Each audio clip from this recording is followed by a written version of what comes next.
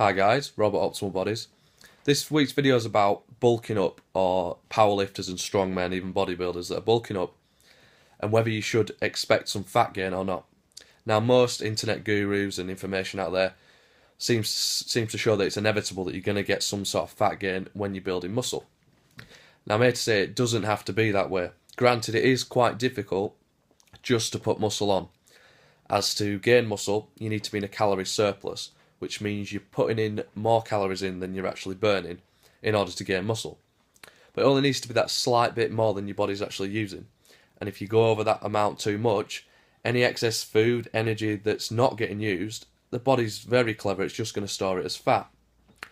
So you get a lot of people that might put 10, 12, 15 pounds of muscle on over the winter to bulk up, but there's always that inevitable 5 or 6, 7 pounds of fat. Now let's look into the pros and cons of doing that. So we'll start with the cons. Pretty obvious, you're gaining fat. So is there any point of putting that muscle on if you can't actually see it?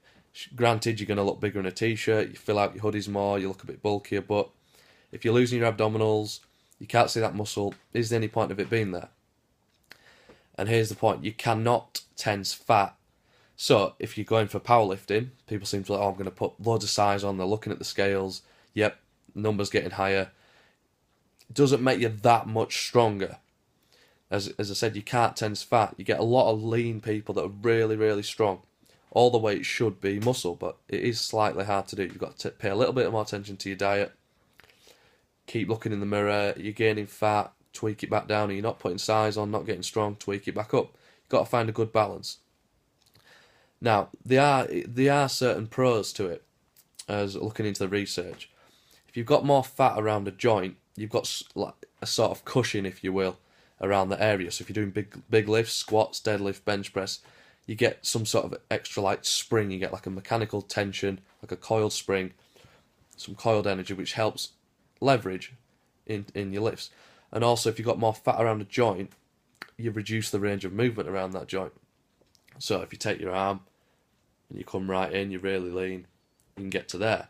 If you've got fat around there, it might block it around there, which actually makes you a little bit stronger, as a muscle fully lengthened is at its weakest state. If you can't fully lengthen it as much, you've got that coiled energy, the fibres aren't lengthened apart as much, so you're going to be stronger. So having that little bit extra, if you're a powerlifter, you're going for competitions or strongman, can help, but only to a certain degree.